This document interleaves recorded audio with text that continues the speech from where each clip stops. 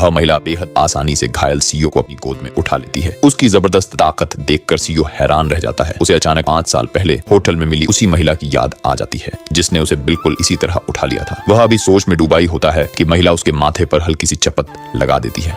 इसी हरकत से सीईओ को पूरा यकीन हो जाता है वह महिला वही है। 5 साल पहले वह अपने धोखेबाज प्रेमी को पकड़ने होटल आई थी। जैसे ही उसने बेवफाई देखी, गुस्से में बिना कुछ सोचे उसे एक जोरदार घूंसा मार दिया। इतनी ताकत थी कि वह वहीं घूमता हुआ बेहोश हो गया। संतुष्ट होकर वह वहां से चली गई।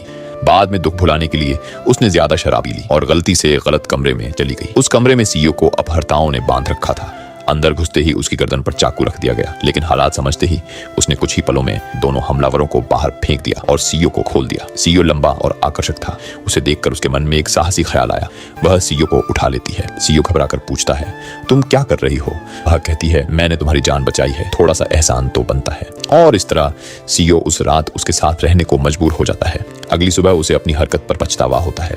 वह एक चिट्ठी छोड़कर चली जाती है जिसमें लिखती है कि दोनों आगे बढ़ जाएं। सीईओ जब जागता है तो देखता है कि मेज को पेंसिल से छेद दिया गया है। वह हैरान रह जाता है और तुरंत उसकी तलाश शुरू करवाता है। 5 साल बाद वह महिला जुड़वा बच्चों, एक बेटा और एक बेटी की माँ बन चुकी होती है। उसकी माँ रोज बच्चों के लिए पिता ढूंढने का दबाव डालती है। वह समझाती है कि रिश्तों में जल्दबाजी ठीक नहीं। आखिरकार माँ अंतिम चेतावनी देती है, 3 दिनों में शादी का रिश्ता नहीं मिला तो घर से निकाल दिया जाएगा। मजबूरी में वह बच्चों के साथ उपाय ढूंढने निकलती है, लेकिन बच्चे पहले से ही योजना बना चुके होते हैं माँ के लिए पिता ढूंढने की। वह इस विचार को सिरे से नकार देती है, पर बच्चे सड़क पर निकल पड़ते हैं। उन्हें पकड़ने के चक्कर में वह अचानक रास्ते से गुजर रहे सीईओ से टकरा जाती है। सीईओ गिरने ही वाला होता है कि वह तुरंत उसे संभाल लेती है। दोनों संभलते हैं और यहीं से उनकी किस्मत फिर से एक दूसरे से जुड़ने लगती है।